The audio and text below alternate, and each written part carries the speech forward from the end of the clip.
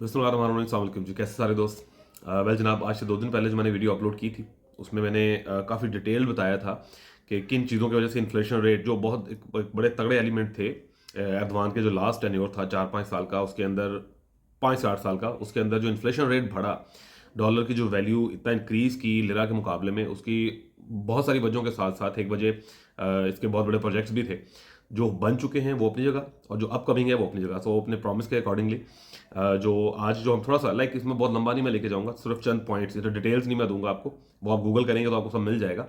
जो upcoming projects हैं जो इसकी स्ट्रेंथ बता रहे हैं, तुर्की की स्ट्रेंथ बता रहे हैं, उन लोगों के लिए भी वीडियो है जो सोच रहे हैं तुर्की आने का, और वो रंग बिरंगे यूट्यूबर्स की और रंगीलों की वीडियोस भी देखते हैं। दो तरह की देखें, एक तो आपको थोड़ा अपने माइंड को क्लियर करना पड़ेगा तुर्की आने से पहले कि दो तरह के लोग हैं यहाँ पर बैठे हुए, और मोस्टली इनमें से सारी ये सारी की सारी क्लास जो है वो अर्थकुल ड्रामा देख के 2020 के बाद आई हुई है। बड़ा रेयर है इनमें से किसी के पास 2019 का यहाँ का रेजिडेंसी कार्ड है। मोस्टली मोस्टली जो है वो 2020-21 में यहाँ पहुंचे हुए हैं। So they know nothing about Turkey. इन्हें बस ये पता है कि $5 बड़ा ऊपर चला गया, टीआरसी बंद हो गया, गवर्नमेंट फॉरनर्स को निकाल रही है, गवर्नमेंट ये कर रही है, गवर्नमेंट, इनकी क्या वजूहात हैं, इनके पीछे रीजंस क्या हैं, इसका फायदा क्या होगा तुर्की को, यानी बहुत सारी चीज़ों को आपने देखना होता है। तो कोई भी बाशऊर आदमी जिसने एक हार्ड अर्न मनी है, जो पाकिस्तान से रिलोकेट करना चाह रहे हैं, जो गल्फ कंट्री से रिलोकेट करना चाह रहे हैं अपनी फैमिली को, यानी एक तरह से हिजरत ही है इन डिफरेंट जगहों से। हम पाकिस्तानी सोचते हैं कि पाकिस्तान में हालात बड़े ख़राब हैं, लेकिन जो लोग गल्फ में रह रहे हैं आप उनसे जाके पूछे, जो इंग्लिश कंट्रीज में रह रहे हैं उनसे पूछे, महंगाई पूरी दुनिया में हुई है इक्वली। लेकिन ये वाहिद मुल्क है तुर्की। इस बंदे ने, मैं बार बार अपनी वीडियोस में बताता हूँ, ये जो तैयब एर्दोगान, ये इस किस्म का शख्स है। आप यहाँ से अंदाज़ा लगाएं कि पिछले 25-30 सालों से अपनी कौम को, मतलब मैं बॉडी से कहता हूँ, दामाद की तरह पाला हुआ है इसने। हर सहूलत है, चाहे वो मेडिकल की है, चाहे वो एजुकेशन की है, टूरिज्म फ्री है, मतलब कितनी बार मैं बता चुका हूँ सारी बातें। सो ये जो अपकमिंग प्रोजेक्ट्स हैं, वापस आते हैं अपने पॉइंट के ऊपर हम। ये इनको बताने का मकसद ये है कि आपको अंदाज़ा हो कि आने वाले साल 2 साल तुर्की के कैसे होंगे। यूरोपियन में जाए ना जाए उसको एक साइड पर रख दें, लेकिन उसके अलावा ये कितना स्ट्रॉन्ग इकॉनमी वाइज होता जाएगा आने वाले दिनों में। और 2023 ने जो इफेक्ट करना है, या जो न्यू वर्ल्ड ऑर्डर की तैयारी चल रही है इसराइल की तरफ से और बाकी कंट्रीज की तरफ से, ऑब्वियसली वो सारे फैक्ट्स हैं, लेकिन क़यामत के इंतजार में सब छोड़ा तो नहीं जा सकता। ऑब्वियसली आपको ये भी पता होना कि 3 दिन बाद क़यामत है। इवन देन आप खाना खाएंगे, वाशरूम जाएंगे, बाहर निकलेंगे, देखेंगे, बात करेंगे, बैठेंगे, मतलब सब मामला तो ज़िंदगी चलते रहेंगे।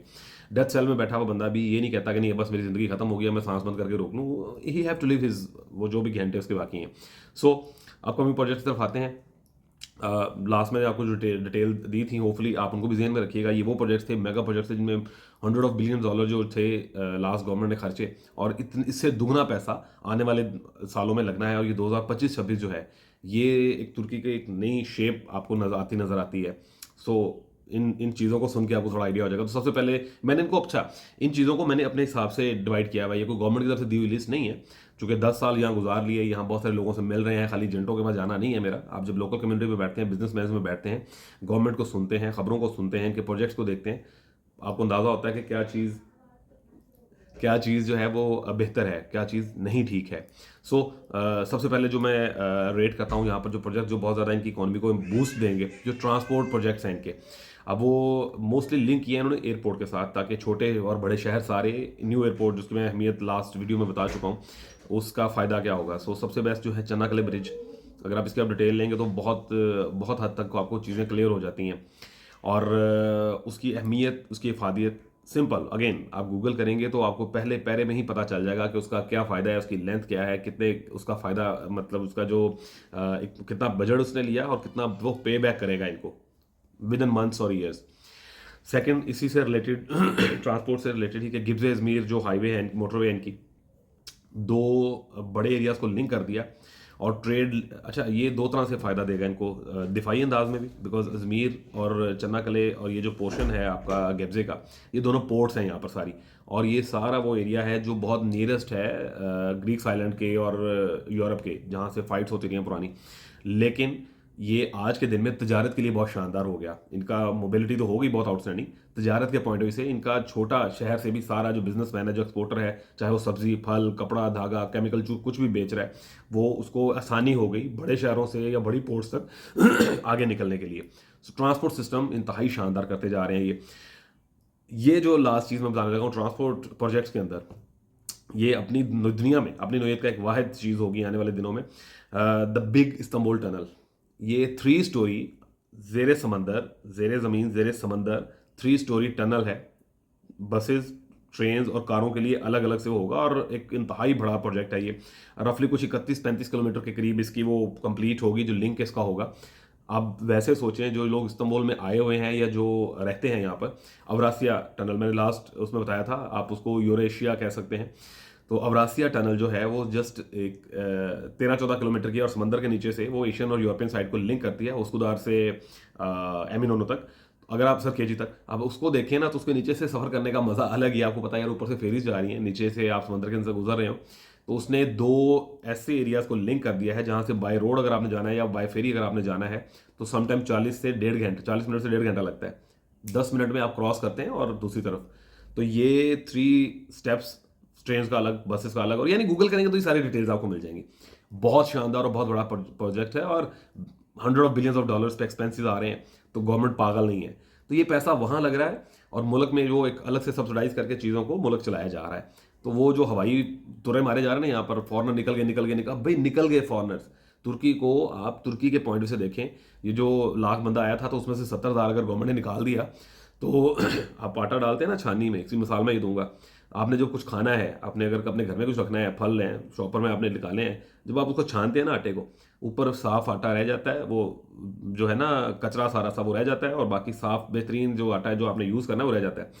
तो ये गवर्नमेंट जो है सफाई कर रही है, डिटेल्ड सफाई कर रही है और बेहतरीन कर रही है। एजेंट माफिया खत्म हो गया, सुकून हो गया, वल्लाह इतना सुकून हो गया मैं आपको बता नहीं सकता हूँ। जो लोग यहाँ रह रहे हैं वो मेरे से एग्री करेंगे। सो ये ट्रांसपोर्ट प्रोजेक्ट्स है जो बड़े हैं। इसके अलावा भी इतना बड़ा नेटवर्क है, ट्रैम्स हैं, ट्रेन्स हैं जो एक्सटेंड करते जा रहे हैं, हाईवेज मोटरवेज एक्सटेंड करते जा रहे हैं। लेकिन जो बड़े प्रोजेक्ट्स हैं जो इफेक्ट कर रहे हैं इकोनॉमी को भी, बहुत बड़ा एक चंक ले रहे हैं इनका पैसों की मद में, अगर हम बात करें। दूसरी पॉइंट, इनके जो एनर्जी प्रोजेक्ट्स हैं ये नेक्स्ट लेवल की चीज़ें हैं। ये भी इनमें सबसे पहले जो मैंने शॉर्टलिस्ट जो किया हुआ है आप लोगों को थोड़ा बताने के लिए कि तुर्की है क्या एक्चुअली। इनका जो ट्रांस एनातोलियन नेचुरल गैस पाइपलाइन, पूरी दुनिया, ये जो इनका यूरोपियन यूनियन में जाने का जो एक चांसेस प्रोमिनेंट हुए हैं ना, वो इस वजह से हुए हैं। जो इन्होंने ग्रीक्स को डंडा देके और वो पानियों में पकड़ा ना सारा अपना मामला। बहुत डिटेल में नहीं जाते, अगेन गूगल करेंगे सारी डिटेल्स मिलेंगी इसमें। अगेन वीडियो बहुत लंबी चली जाती है तो बहुत से दोस्त इस पर एतराज़ भी करते हैं, लेकिन बात है कि कुछ छोटी छोटी चीज़ों की डिटेल बहुत बड़ी है, लेकिन क्लोज करते करते भी एक आधी लाइन 2 लाइन साथ बताना पड़ती हैं। सो ट्रांस एनातोलियन जो नेचुरल गैस पाइपलाइन का इनका प्रोजेक्ट है, एक ह्यूज प्रोजेक्ट है। ऑब्वियसली ये पूरे यूरोप को गैस देंगे इससे। जो रशिया की एक मोनोपोली थी यूरोप के ऊपर, वो इसकी वजह से कम होगी। ये जो फिनलैंड और नॉर्वे को दे के, स्वीडन को रास्ता दे के नेटो का जो गैस अपनी और जो यूरोपियन यूनियन जाने का जो प्रोग्राम है, तो ये गैस पाइपलाइन भी इसका बहुत बड़ा इफेक्ट कर रही है कहीं ना कहीं। अब इसके आप मैं छोटी छोटी चीज़ें की बताता हूँ, जो इंजीनियर हैं उसको समझ आएगी ये बात। ये 7 बड़े कंप्रेशन स्टेशन हैं, 4 मेयरिंग स्टेशन हैं, 11 पिगिंग स्टेशन हैं। अब ये एक बहुत बड़ा नंबर है इन सब चीज़ों का। 49 ब्लॉक वॉल्व स्टेशन हैं। मैंने इनकी डिटेल्स निकाली थी, पढ़ा था, लेकिन वो चूंकि मैं इंजीनियर नहीं तो उस लेवल की चीज़ों में नहीं आती, लेकिन समझ आता है कि शायद किस कदर बड़ा प्रोजेक्ट है ये।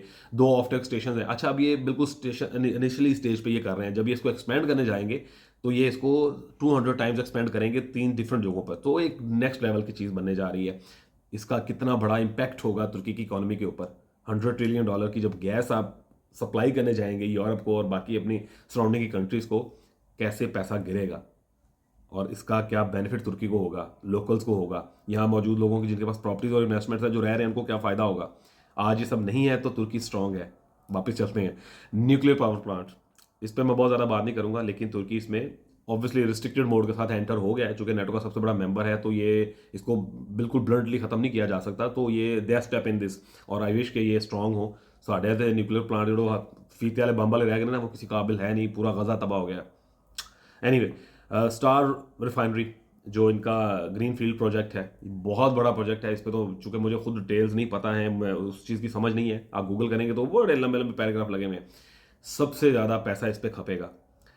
दुनिया के जो टॉप के लोग जिनको आप जानते हैं, चाहे वो बिल गेट्स है, चाहे वो जेफ बेजोस है, अमेजोन वाले जो है, उन सब ने यहाँ पर बहुत बड़ी बड़ी ज़मीनों के रकबे खरीदे हैं, सब किया हुआ है ये जो ऑर्गेनिक फील्ड्स बनाने के लिए। तो ये चीज़ें बड़ी डिफरेंट स्टाइल में चल रही हैं। आने वाले 2-3 साल जो हैं ये जो इतने बड़े लोगों ने अरबों खरबों डॉलर्स यहाँ पर लगाए हुए हैं, तो उनकी कंडीशन थी भाई ये इलीगल इमिग्रेंट्स को रोको और ये जो बिला वजह आपने यहाँ पर लोगों को रखा हुआ है इनको ख़त्म करें ताकि ये हमारी इन्वेस्टमेंट सिक्योर हो। सो तुर्की नेक्स्ट लेवल पर जाके सोच रहा है।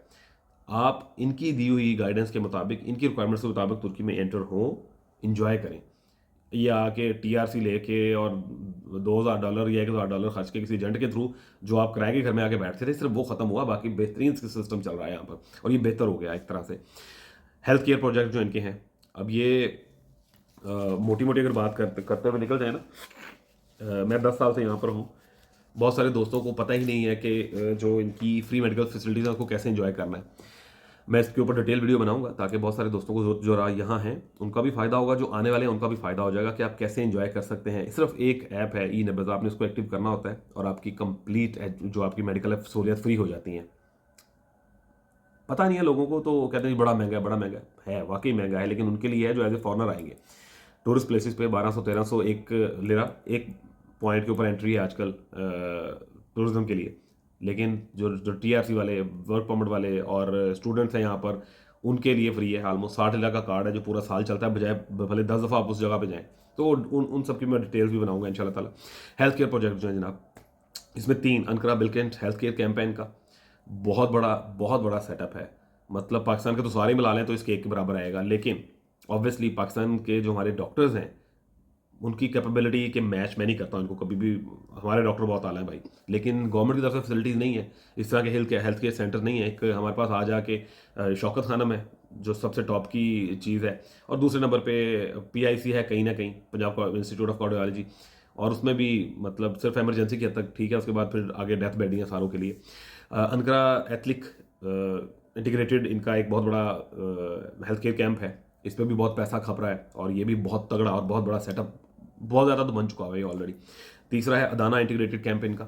अब ये बहुत बड़े बड़े कैंप है, मतलब हम जब हेल्थ केयर का सोचते हैं ना तो पाकिस्तान में हमने छोटे छोटे से वो देखे हुए हैं, जब हम तुर्की में इस चीज़ का नाम लेते हैं तो ये समटाइम लाख 1.5 स्क्वायर मीटर के ऊपर चले जाते हैं। इतने बड़े बड़े हेल्थ केयर सेंटर्स हैं। आप कभी यहाँ कोरोना सेंटर्स देखें ना इनके आके, तो एक तरफ से एंटर होकर दूसरी तरफ निकलने में आपको घंटा लगता है। सो पैसा खर्चती है गवर्नमेंट यहाँ पर अच्छा तगड़ा अपने लोगों की सहूलत के लिए, हेल्थ के लिए और इनकी एजुकेशन के लिए बहुत तगड़े बजट है। पाकिस्तान को $3 लाख ने रखा है, दुख होता है अपने मुल्क के लिए, लेकिन क्या करें, एग्जाम्पल के तौर पे बताना पड़ता है। पाकिस्तान के खिलाफ मैं कभी बात नहीं करता हूँ, लेकिन वहाँ मौजूद जो लोग हैं उनके ऊपर बात होती है, सारी बात है। आजकल तो खैर वैसे ही साइलेंट मार्शाल्लाह लगा हुआ है। दुआ करता हूँ मैं रमज़ान के सदके अल्लाह कुछ आसानी करे मेरे मुल्क के लिए भी। नेक्स्ट जो 2 पॉइंट्स हैं, ये अगेन मैंने शॉर्ट लिस्ट की हुई ये चीज़ें, बताने का मकसद ये है कि आप इसकी स्ट्रेंथ को कैलकुलेट कर सकते हैं कि क्या चीज़ क्या है। यूरोप और तुर्की के साथ जो कनेक्टिंग इनकी रोड्स बन रही हैं, चूँकि जब यूरोपीय यूनियन में अगर जाता है तो इनके जो दोनों हाईवेज जो लिंक हैं, चाहे वो आपने बाय रोड ग्रीस जाना है, चाहे बाय रोड आपने बुल्गारिया जाना है, बाय ट्रेन तो ऑलरेडी है, बाय सी तो इनके कनेक्शन हैं ही ऑलरेडी। उनको 8-8, 10-10, 12-12 लेन्स का ऑलरेडी इन्होंने डेवलप किया हुआ है, जस्ट इन्होंने थ्रू करना है। जैसे ही वहाँ से गो हेड होगा, इन्होंने सिर्फ उनको थ्रू करना है। आप अगर तुर्की से बुल्गारिया जाना चाहें, उनके यानी तुर्की इस्तंबुल से, इनके कैपिटल यहाँ से मेन सिटी से, अगर आपने बुल्गारिया के जो है सोफिया जो उनका उसमें है, तो आपको सिर्फ 3.5 घंटे लगते हैं। ऐसी शानदार रोड्स हैं इनकी, उनकी आगे डबल है, इनकी यहाँ से 8 रोड्स जा रही हैं। सो बहुत आउटस्टैंडिंग ये पैसा खर्च दिया गवर्नमेंट ने।